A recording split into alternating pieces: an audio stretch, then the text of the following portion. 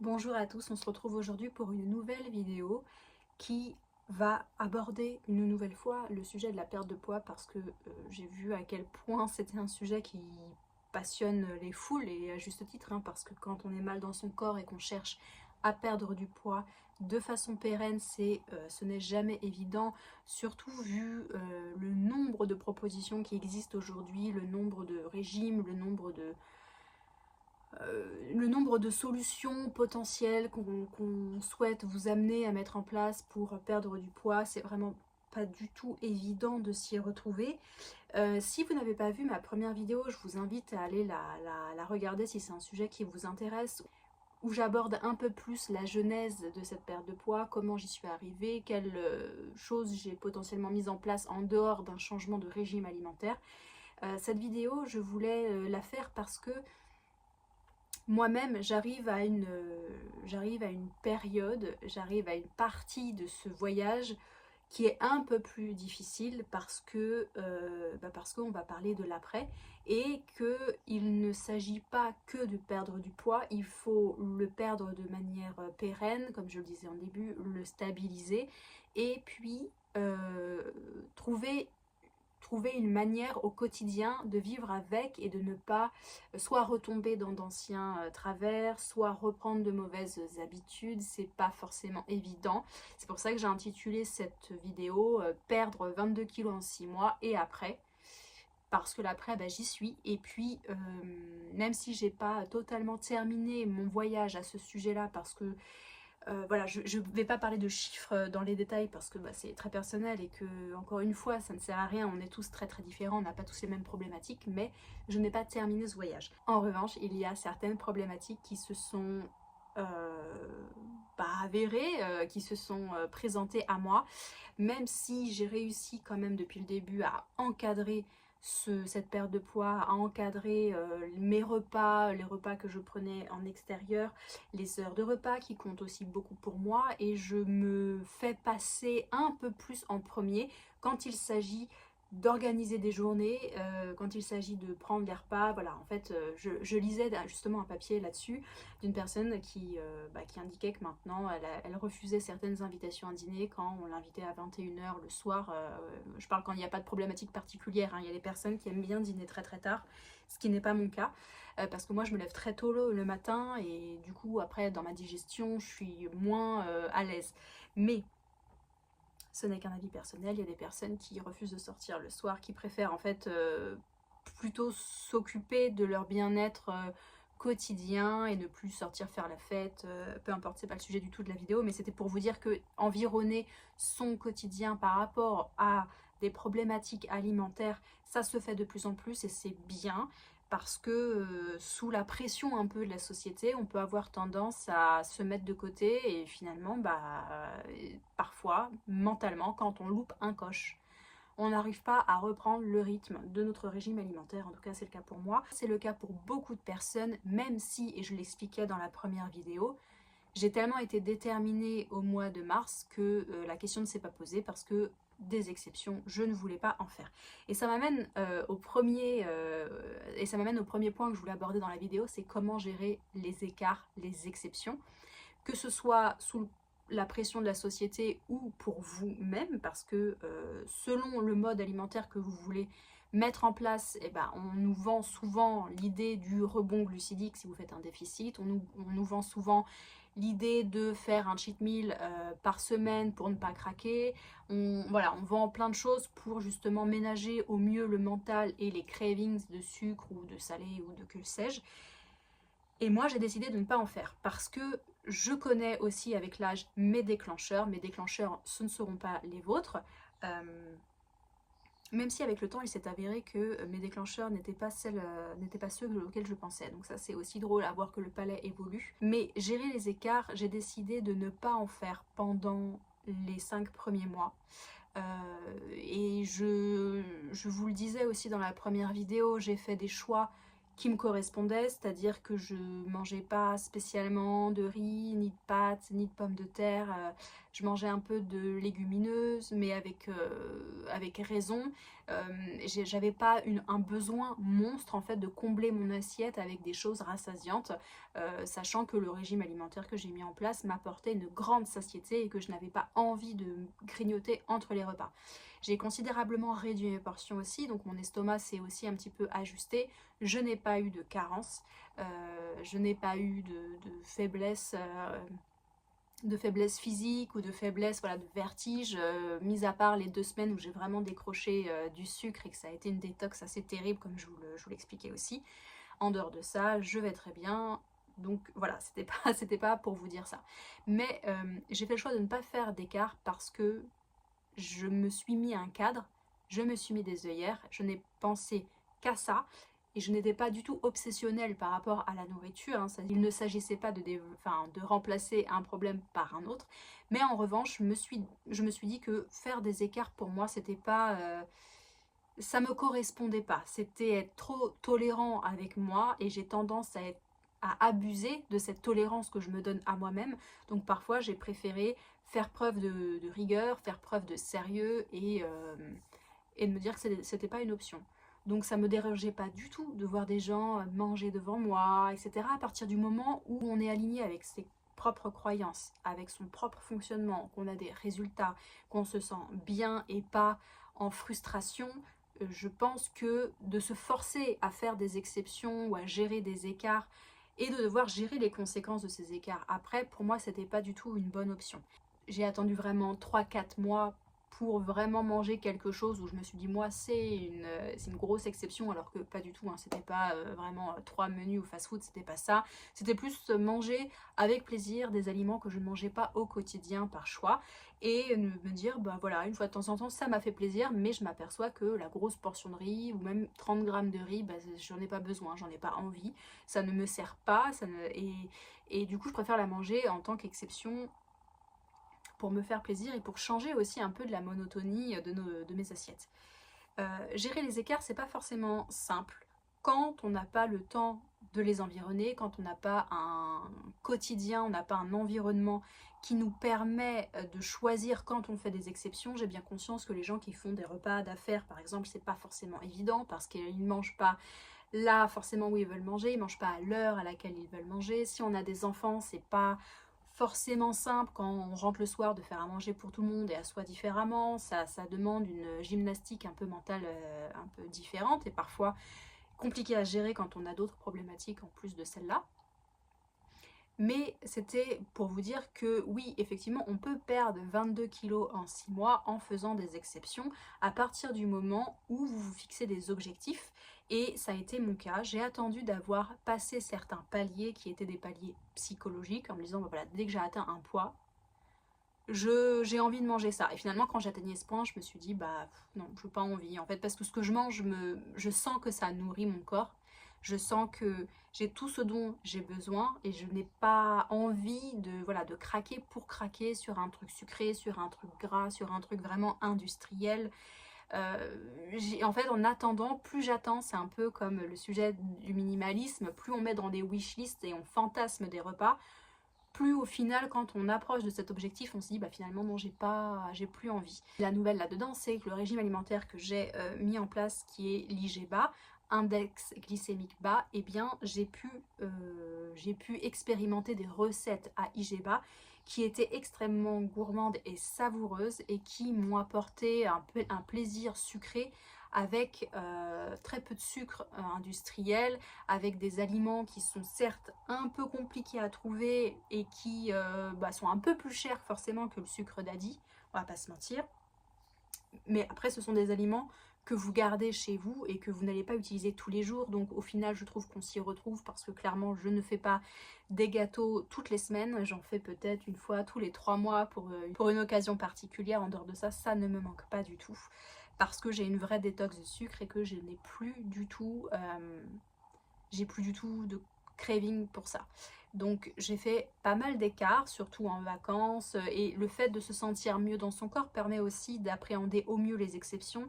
de se dire bah voilà, demain je vais pas me réveiller toute gonflée, je vais pas me retrouver avec les 20 kilos que je viens de perdre, donc ça permet de plus se détendre. En revanche, les seuls regrets que j'avais par rapport à ces exceptions qui n'étaient pas Isheba, c'était effectivement le mal-être intestinal que ça pouvait m'apporter parce que mon organisme n'est plus habitué à absorber ce genre d'ingrédients et du coup je me sens mal, je me sens beaucoup plus lourde, ma digestion est ralentie, j'ai moins d'énergie, euh, je me sens moins rassasiée, donc c'est vrai que je suis très contente de revenir à mon alimentation avec beaucoup de légumes, des protéines et me dire bah voilà, je sens là que je suis en train de me nourrir et je vais pas avoir besoin, je vais pas penser à la nourriture entre les repas et en fait je vais manger machinalement parce que je sens que mon corps a besoin de manger. Je sais qu'il y a des gens qui vont me dire mais du coup on perd la notion plaisir, la notion un peu il y a des gens qui trouvent ça chiant en fait de ne voir l'alimentation que par le côté carburant que ça nous apporte et qu'il faut une dimension aussi plaisir. J'en suis tout à fait consciente, mais l'alimentation que j'ai choisie me permet de me faire plaisir tous les jours parce que voilà, je mange de tout, je ne mange pas de tout par choix, mais je peux manger de tout. Et c'est vrai que je suis très satisfaite au quotidien de ce que je mange, donc clairement quand j'ai envie de me faire un plat de pâtes, clairement je vais attendre de me faire des bonnes pâtes comme j'ai envie de les faire, avec des ingrédients un peu fancy et tout, et je vais vraiment le kiffer ce plat de pâtes, je vais pas me sentir mal le lendemain, je vais pas me forcer à manger des pâtes dans la journée parce qu'il faut le quota de féculents. Voilà, ce que je voulais dire sur les écarts, c'est quand on a trouvé le bon angle, ne pas se forcer à en faire est une rigueur aussi, au même titre que les rebonds glycédiques qu'on nous impose entre guillemets dans le déficit, qui pour moi n'ont jamais fonctionné et qui n'ont entraîné que de la défiance, du mal-être vraiment émotionnel parce que je me sentais vraiment coupable de manger ça et je savais que le lendemain j'allais reprendre 400-500 grammes sur la balance. Je me sentais de plus en plus mal et avant même de faire mon exception et même si je savais que voilà, dans un déficit c'était pas mal des fois de faire des rebonds, j'accroche plus du tout avec cette vision des choses, ça n'a jamais fonctionné pour moi et surtout ça me générait un mal-être, c'était un peu un cercle vicieux. Donc avec le fait avec l'IGEBA, j'ai quand même trouvé un certain nombre de recettes très gourmandes, par exemple de galettes bretonnes avec des champignons, avec de la sauce tomate et puis une salade à côté, et pourquoi pas après un gâteau IGEBA. Ça a tellement d'intérêt pour moi nutritif et tellement en termes de confort que finalement c'est une exception sans en être une. Mais je sais que le mot exception et le mot écart est un mot hyper important dans le monde du régime. Et ça m'oppresse parce que je vois bien les personnes parfois qui partagent ça, qui sont mal à l'aise en fait, même avec l'écart. Elles ont un peu honte de dire qu'elles ont fait un écart et c'est pour moi ça veut dire quelque chose qui ne fonctionne pas. La deuxième chose que je voulais aborder dans cette vidéo, ça va paraître totalement bateau aussi, mais c'est le fondamental finalement. C'est le fondamental, c'est lire les étiquettes. Alors je ne sais plus si j'en ai parlé dans la première vidéo, si c'est le cas je suis désolée, mais je vais quand même refaire un laïus dessus parce que quand on commence à lire des étiquettes, on s'aperçoit à quel point on ne mange pas forcément ce qu'on pense manger. Surtout dans le principe de l'alimentation IGEBA, on va chasser un peu partout le sucre industriel qui n'a pas sa place dans ce qu'on souhaite manger. Et par exemple, moi j'adore le pesto. Auparavant, je prenais un gros plat de pâtes et je mettais du pesto, je mélangeais tout et c'était très très bon. Maintenant, j'utilise le pesto comme un condiment et c'est quelque chose qui est, voilà, qui est très bon, qui permet de manger des légumes, du tofu, voilà, un peu tout, n'importe quoi, du fromage. Je trouve que ça assaisonne très très bien. Et quand j'ai commencé en fait à regarder la composition des sauces pesto qu'on nous vend, il y a de quoi être surpris parce que parfois il y a du sucre vraiment en pole position. On sait très bien, je ne vais pas le rappeler, mais la première ligne, les 3-4 ingrédients sont ceux qui ont le plus de quantité dans la recette, et plus on descend dans la recette, plus la quantité est faible. Donc moi, ça ne me dérange pas s'il y a du sucre qui est vraiment en toute dernière position, parce que c'est une partie infime sur la quantité que je mange, mais quand dans une sauce pesto, on a le sucre en troisième position, on se dit, dans mon pesto à moi, quand j'en fais maison, je ne mets pas de sucre. Donc je vois pas pourquoi j'irais acheter une sauce qui en plus est censée être plus haut de gamme et donc plus chère et donc plus réputée par rapport à la sous-marque qui est juste à côté, qui contient pas de sucre. Voilà. Donc ça, ce sont des détails, mais j'ai vraiment pris plaisir à prendre ce réflexe-là. Quand je prends un produit, je regarde et vraiment une fois sur 3, il y a du sucre. Donc j'ai pris vraiment plaisir à me renseigner sur ce que je mangeais et le sucre est pernicieux et se cache dans bien des aliments, que je vous invite vraiment à scruter parce que, croyez-moi, on a vraiment de grosses surprises. Et si vous ne souhaitez pas commencer une alimentation particulière ou une alimentation IGBA, juste contrôler ce qu'on mange et que vous achetez qui est déjà fabriqué, c'est déjà un excellent point de départ pour comparer les produits les uns entre les autres et enlever le sucre qui est superflu et qui n'est vraiment pas essentiel à notre mécanisme. La troisième chose que je voulais aborder ici, c'est remettre de l'attention sur ce qu'on mange. J'ai abordé le sujet de l'intention dans mon autre vidéo. Là, je voulais vraiment reparler en détail de l'attention et de la focalisation de notre assiette. Parce que je me suis aperçue que quand on est en société, qu'on parle, qu'on est en société, qu'on rigole, qu'on s'invective, qu'on fait des jeux. En fait, on n'a plus conscience de ce qu'on fait au niveau alimentaire. Je pense par exemple au barbecue de l'été ou aux raclettes ou ce genre de choses où ce sont généralement des occasions de se réunir. Je vois très bien, et ça a été un peu mon cas, au bout d'un moment on mange, puis on parle, puis on mange, et puis en fait on ne sait plus combien de saucisses on a mangé, on ne sait plus combien de tranches de fromage on a mis, on compte plus en fait ce qu'on mange, on perd un peu la notion de, voilà, on se laisse emporter dans le truc. Et alors je dis pas que c'est le cas de tout le monde, mais je sais que je analyse un peu le comportement des uns et des autres, et je pense qu'on s'arrête juste quand on n'a plus faim, on se refocalise sur notre assiette, on dit oh, c'est bon, j'ai assez mangé.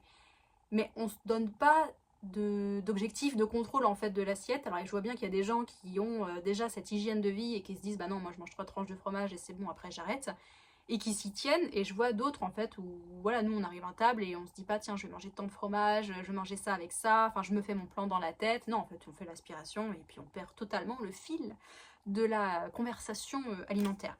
Et on passe toujours un peu pour un original quand on arrive en société et que bah on analyse, enfin on montre que bah nous on va manger dans un certain ordre, ou qu'on va voilà manger, on va pas manger ça, non je vais pas prendre de pain. C'est vrai que ça déstabilise toujours un peu parce qu'on est toujours un peu compliqué ou prise de tête, ou on fait pas comme les autres, donc on veut un peu se différencier, alors que c'est pas ça. C'est que je sais très bien que ça fait partie notamment des écarts où si je les maîtrise pas, et c'est pas être le fait d'être en 100% contrôle et être prise de tête par rapport à mon alimentation, c'est juste que c'est bien se connaître aussi et se dire que non, je sais qu'au restaurant, bah, je vais pas, si on m'apporte la panière de pain, je sais que je vais pas l'utiliser, donc je préfère le dire tout de suite en disant non, de toute façon ça va être autant que vous le récupériez tout de suite pour l'apporter à quelqu'un d'autre, parce que moi je ne le toucherai pas, je ne veux pas être tentée.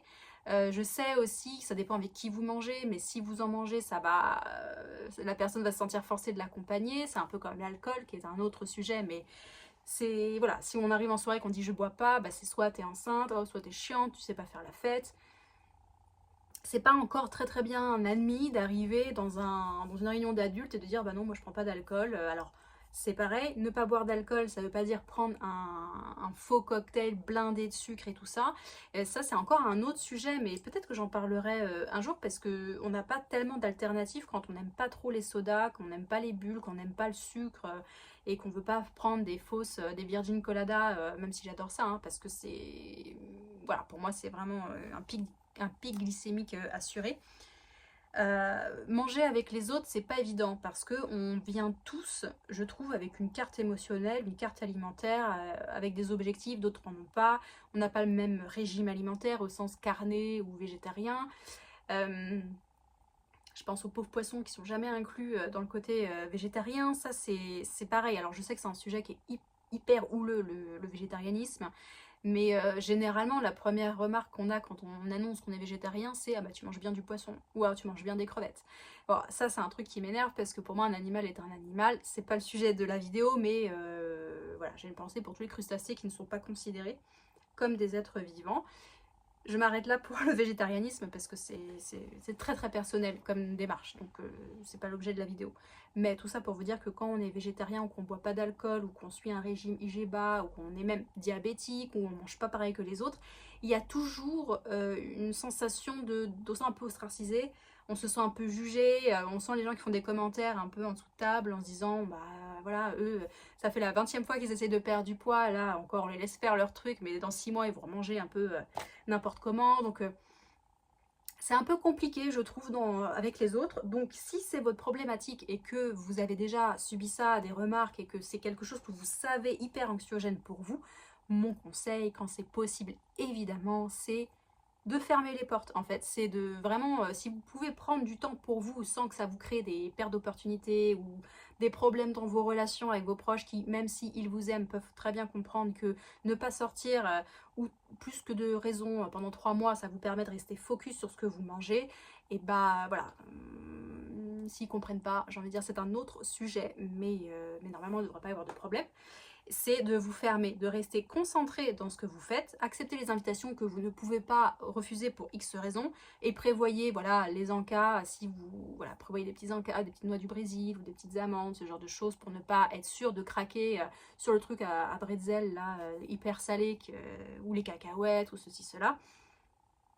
Moi je sais, c'est ce que j'ai fait, il y a des jours où j'ai dit non, là c'est trop tard pour sortir, parce qu'après moi je pourrais pas manger, je sais que ça va me travailler, et je préfère, désolée, mais penser à moi, parce que je sais que c'était une de mes dernières chances, voilà, de faire les choses bien, j'ai le temps, enfin j'ai du temps qui m'est imposé pour ça, donc je veux en faire quelque chose de bien, je veux pas perdre cette chance, parce que je ne veux pas vexer un tel ou un tel, et que je sais que par exemple sur la carte de l'endroit où ils vont aller, je vais pas y trouver mon compte, parce que soit il n'y a rien de végétarien, soit c'est que de la friture et de la mauvaise friture, soit il y a que de l'alcool, enfin voilà, c'est pas forcément simple de trouver des lieux qui conviennent à tout le monde. Je sais que ça fait très difficile de dire ça, mais à un moment donné, ça coûte du temps, ça coûte de l'argent de sortir, et si en plus c'est pour faire des compromis de fou sur notre alimentation santé quand on se fixe des objectifs, je parle pas quand on est vraiment très loin dans son voyage alimentaire et que on se dit bon voilà c'est pas grave, je prends sur moi parce que vraiment ça me fait trop plaisir de sortir, là ok, mais au tout début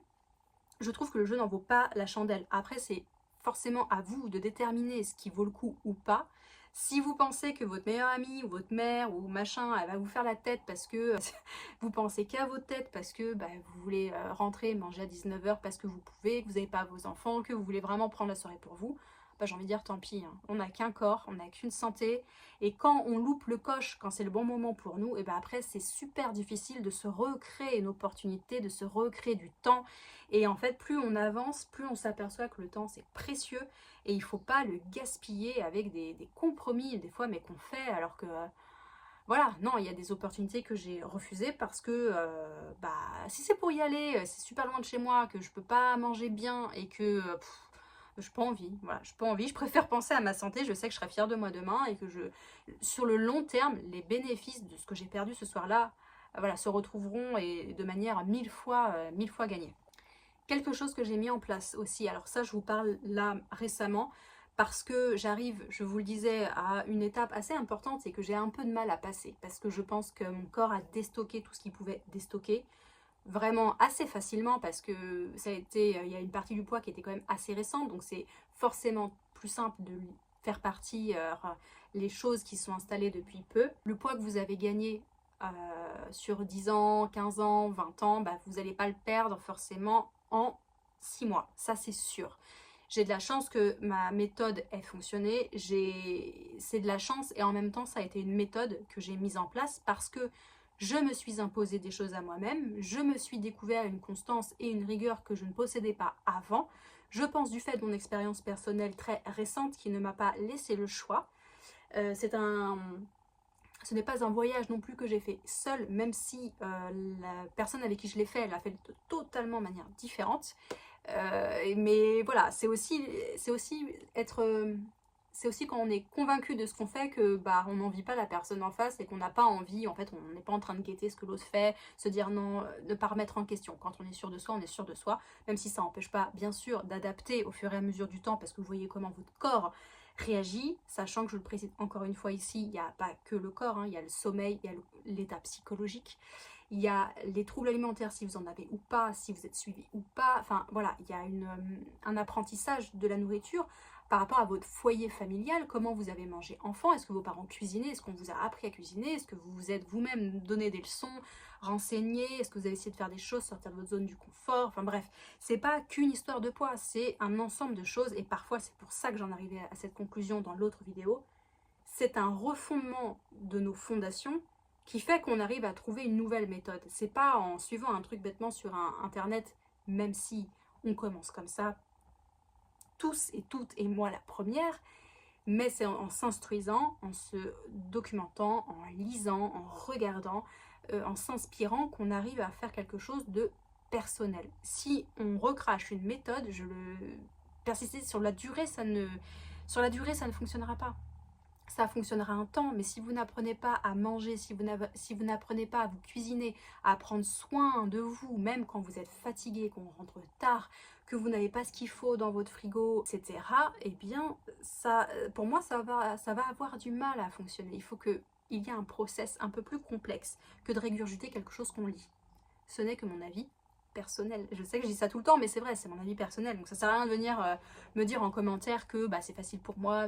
Voilà, je pense que je rentre pas trop dans les détails non plus, mais j'essaie de vous dire en tout cas le maximum de ce que je peux vous dire sur ce sujet-là. Quand on arrive à un palier qu'on a du mal à franchir, je pense qu'il y a aussi une partie de remise en question. Parce que quand ça fait plus de 6 mois, on a trouvé, c'est sûr, un nouveau régime alimentaire. Ça, il n'y a pas de problème. On arrive à gérer des exceptions, des écarts, des choses qui vous font plaisir. On arrive à ça. Mais à un moment donné, votre corps va bloquer pour X raisons. Je sais que chez moi, c'est le côté psychologique qui bloque. C'est-à-dire dès que j'ai un coup de stress, j'ai un coup de cortisol énorme et du coup, je gonfle. Et alors il y a une partie hormonale parce que les femmes c'est très différent des hommes, ça dépend aussi de l'âge, de votre génétique. Mais je sais que quand je suis très très stressée, mon corps bloque parce que il est en état vraiment d'anxiété grave et du coup j'arrive pas à passer mes paliers. Ça a été un peu déstabilisant au début parce que forcément quand on s'habitue à ce qu'une méthode fonctionne, et bien dès qu'elle ralentit on se panique parce qu'on se voit tout de suite repartir à la hausse, se dire voilà j'ai fait la belle en perdant 20 kilos et maintenant ça s'est arrêté et je vais tout reprendre sur 6 mois et je vais être vraiment la risée de tout le monde, etc.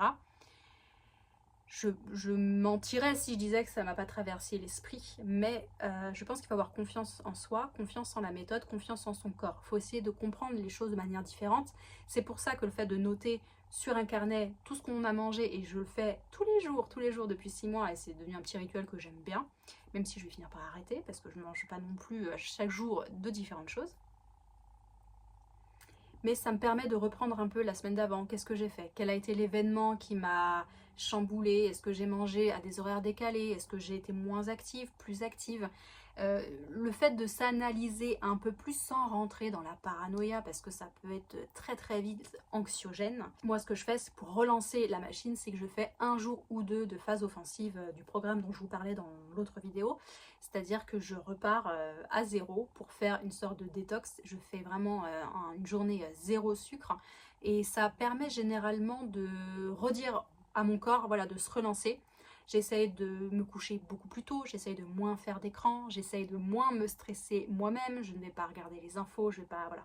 Chacun a ses choses qui stressent énormément, hein, même si j'ai un sujet où vous sentez que je tourne autour de ce sujet-là et j'en parle pas frontalement parce que c'est pas encore le moment pour moi et voilà, mais il y a un sujet qui me stresse énormément, voilà, dans ma vie personnelle, énormément, et c'est pas forcément évident de pas y penser tous les jours, parce que c'est quelque chose qui est tous les jours là, donc voilà. En revanche, ça permet de diminuer un stress par un autre quand je vois que mon corps réagit bien et que je fais une journée ou deux de phase offensive, parce que plus j'avance dans mon voyage, plus la phase offensive est très courte, parce que plus elle est longue, c'est plus vous avez du poids à perdre, en tout cas que vous estimez un nombre de kilos supérieur à 15 ou 20 kilos, c'est sûr que votre phase elle va faire 4, 5, 6, 7 jours, ce qui est un peu dur au début, je vous le cache pas, et quand il s'agit de refaire une journée de reset, honnêtement, on enlève juste des aliments un peu plaisir, mais voilà. Donc ça, faire une phase offensive, en tout cas refaire une journée de remise à niveau, pour moi ça marche, et c'est quelque chose que j'aime bien faire parce que pour moi, alors ça n'a rien à voir avec le jeûne du tout, mais il y a des personnes qui font un jeûne de manière régulière pour déstocker et un peu réoxygéner leurs organes, etc. Moi, j'en suis pas encore là, mais c'est vrai qu'une journée de temps en temps, une journée par semaine où je peux manger un peu moins parce que je suis moins active et que j'ai moins de besoins, voilà, on a tous des besoins nutritifs, mais des besoins en énergie, on n'a pas tous les mêmes. Quelqu'un qui va bosser 10 heures debout à marcher et tout, forcément on va pas avoir les mêmes besoins que moi qui est moins active, voilà, même si j'essaye de l'être. Et après, on a perdu 22 kilos, on va perdre 25, 30 kilos, voilà, vous fixez vos objectifs, ça peut être 5 kilos qui vous pourrissent la vie, et après on fait quoi? Et après c'est la stabilisation, et ça c'est un mot que c'est un mot que j'aime pas beaucoup non plus parce que c'est souvent là où on fait l'échec.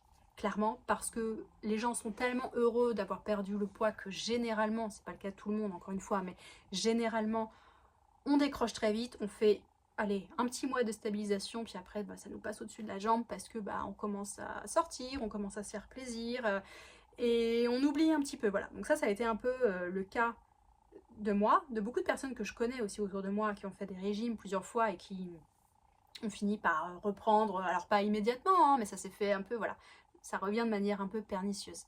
La stabilisation, moi je l'aborde autrement parce que justement dans le cadre de ce cheminement personnel du changement d'alimentation, c'est que la stabilisation, je l'ai déjà atteinte maintenant. C'est-à-dire que je me suis volontairement enlevé des choses qui sont autorisées hein, dans le cadre de ce régime alimentaire, que moi je ne mange pas par goût et parce que bah, j'avais pas envie de me forcer à manger ça, encore une fois, je ne vais pas me répéter.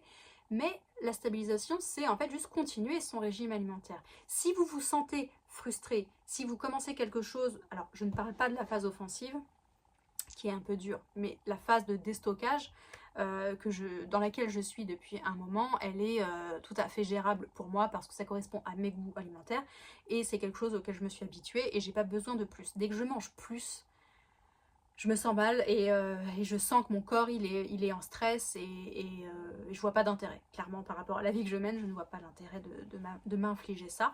Donc ma stabilisation ça va être ça, juste ajouter de temps en temps de la semoule, des pâtes, du riz, comme je le fais déjà, hein, ça peut être, je sais pas moi, se prendre un traiteur, manger indien, manger japonais, manger ceci, manger cela, chinois, tout ce que vous voulez.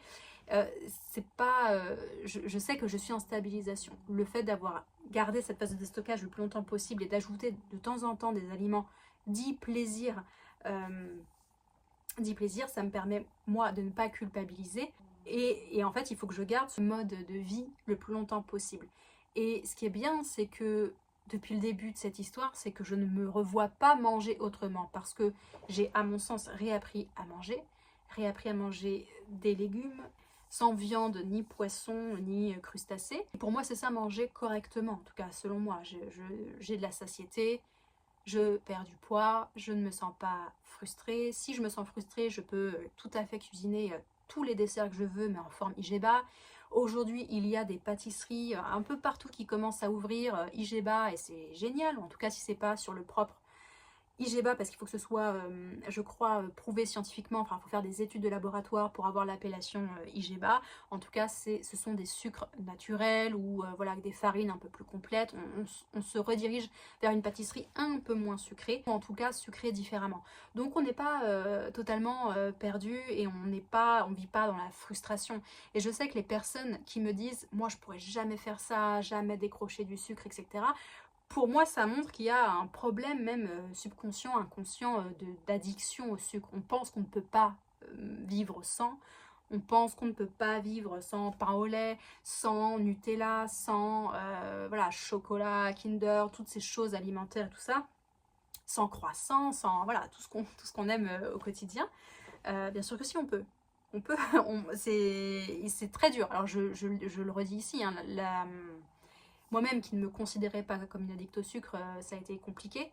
Ça l'est encore aujourd'hui. Par exemple, je sais que quand je mange une crêpe en vacances au Nutella, je sens bien déjà que mon corps, bon, clairement je vois pas trop d'effets, j'ai pas de rush de sucre ou ce genre de choses, mais je vois qu'en termes de digestion, ça passe plus trop. Et c'est surtout, je vois à quel point l'addiction revient très très vite. Et pourtant, je me considérais pas comme une personne addicte au sucre. Donc c'est ça qui est pour moi absolument fou. Je bois plus de soda, même de soda à 0%, j'en bois plus parce que c'est maintenir cette idée de l'addiction du goût sucré. Et moi, je veux vraiment m'en détacher. Et par contre, quand je veux me faire plaisir, je me fais plaisir. Mais j'ai découvert, voilà, je vous le redis, des recettes IGBA hyper bonnes. Voilà, et quand je mange des trucs 100% sucrés, des fois je me dis, bah, ça a moins d'intérêt qu'avant en fait. Voilà, un croissant aujourd'hui pour moi a moins d'intérêt qu'une bonne tranche de pain pané vivo qui se digère comme ça, qu'on sent pas du tout sur l'estomac, qui a un goût mielé de pain d'épices. Je préfère mille fois ça à un croissant aujourd'hui. Mais j'ai fait du chemin au niveau alimentaire. Je pense que de couper toute forme de substitut de sucre pour moi a été hyper important parce que on vous encourage, pour que ce ne soit pas trop brutal, à utiliser des édulcorants, à voilà, boire des choses non sucrées comme le faux coca, ce genre de choses. Moi je savais très bien que si je maintenais ça, je n'aurais pas réussi. parce que je voulais vraiment une cassure nette entre la personne d'avant et la personne que je suis aujourd'hui. Et je ne me vois pas revenir en arrière. En tout cas, je ne le me souhaite pas. Je ne sais pas ce que l'avenir me réserve. Je sais d'expérience que quand on re-rentre dans un tunnel et dans une vie très stressante, qu'on n'a pas le temps de manger le midi, qu'on n'a même pas le temps d'aller manger, d'attraper le Tupperware quand c'est ramené et tout, je sais qu'on reprend très très vite de mauvaises habitudes et je sais à quel point c'est difficile. Surtout quand on est seul ou qu'on n'est pas encouragé ou qu'on se moque de vous ou qu'on se dit bah c'est bon, on va laisser dans 2 mois, elle aura arrêté, etc. C'est hyper dur, mais le seul combat que vous devez mener, c'est un combat contre vous-même. Les autres, en fait, faut se fermer. Faut se fermer, se mettre dans un tunnel. Et c'est un peu comme le sujet d'une vidéo qui viendra sur la résilience et vivre ses traumatismes. C'est faites en sorte que ça fonctionne, et à un moment donné, ça va fonctionner lui-même. C'est vous lancer la machine, et la machine, elle va se mettre en route, elle va avoir un peu de mal au début, ça dépend des gens, mais au bout d'un moment, ça va aller tout seul. Parce qu'il faut à peu près il faut au moins 3 mois pour qu'une habitude change et qu'elle s'imprègne dans votre système nerveux, et que du coup, ça devienne une nouvelle habitude. Il faut vraiment se déconstruire au niveau de l'alimentation et repartir de zéro. Voilà ce que je voulais vous dire. Donc on se retrouvera bientôt quand j'aurai achevé ou pas mon voyage alimentaire, parce que c'est un sujet qui me tient à cœur, parce que du corps par l'esprit et inversement, c'est tellement important de se sentir bien dans ses baskets, déjà physiquement, après on s'occupe du mental et parfois on commence par l'inverse. Mais c'est hyper difficile dans le monde dans lequel on est aujourd'hui de prendre du temps pour soi, de s'imposer des objectifs, de ne pas dévier de ses objectifs en fonction du vent des uns et des autres, que je voulais faire cette vidéo pour vous dire que c'était pas forcément si évident que ça et que voilà, c'est un vrai travail d'introspection, et que je vous souhaite de trouver la porte d'entrée sur ce chemin-là si c'est quelque chose que vous souhaitez. Mais en tout cas, c'est possible, il faut juste pouvoir environner au maximum ses objectifs, se fixer des objectifs clairs, écrire et surtout se concentrer là-dessus. On se retrouvera peut-être dans quelques semaines ou dans quelques mois pour faire voilà, peut-être une 3e et dernière vidéo sur le sujet, parce qu'il n'y a pas non plus des tonnes et des tonnes de choses à dire sur le sujet, même si c'est hyper intéressant. Mais pour les personnes qui m'ont laissé des commentaires en privé sur Instagram ou qui m'ont envoyé des messages, etc. Oui, je continue ce voyage-là parce que je ne l'ai pas terminé, que j'ai pris un peu plus de temps parce que justement j'ai ralenti un peu la cadence et je me suis fait plaisir, en tout cas selon ma vision du plaisir. J'ai aussi analysé des problématiques là où il pouvait y en réavoir dans cette phase de stabilisation. Mais c'était histoire aussi de pouvoir partager un peu mon histoire et mon cheminement dans tout ça. Voilà, on se retrouve en commentaire. Ciao!